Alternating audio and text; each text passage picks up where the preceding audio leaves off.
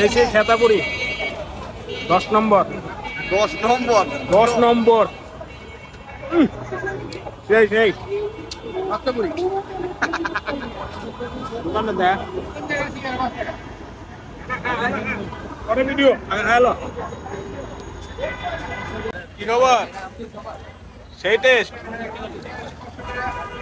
কত শেষ করে কয়টা খাইলি 30টার উপরে 20টা আরো 10টা খাইতে হবে। হ্যাঁ আর 10টা খাইতে হবে। কি মগা মগা